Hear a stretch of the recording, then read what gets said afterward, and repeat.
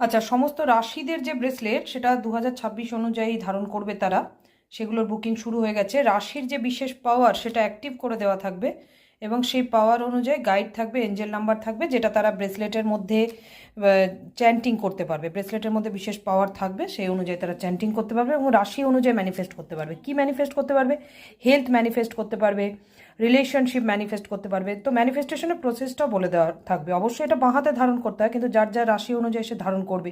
সেক্ষেত্রে যদি রাশি না জানা থাকে, ডেট অফ বার্থ জানা আছে, ডেট অফ বার্থের নাম্বার ওয়াইজও কিন্তু রাশি সাপোর্ট করে, কারণ প্রত্যেকটা রাশির একটা করে নাম্বার থাকে, সেটা বার্থ নাম্বারের অনুযায়ী অ্যালাইন্ড হয়েও কিন্তু ব্রেসলেট দেওয়া যায়। তো এটা অমাবস্যা তিথিতে খুব ভালো কাজ হচ্ছে, যেমন ধনু রাশির ব্রেসলেট বুক করতে পারে, কর্কট রাশির ব্রেসলেট বুক করতে পারে, যার যেরকম রাশি রয়েছে।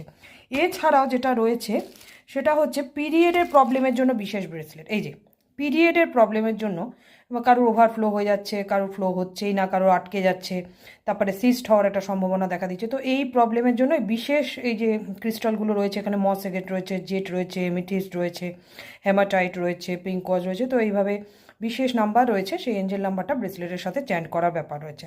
তো যারা যারা তোমরা বুকিং নেবে তারা অবশ্যই এই নাম্বারে হোয়াটসঅ্যাপ করে তোমরা পারপাস লিখে বুক করতে পারো।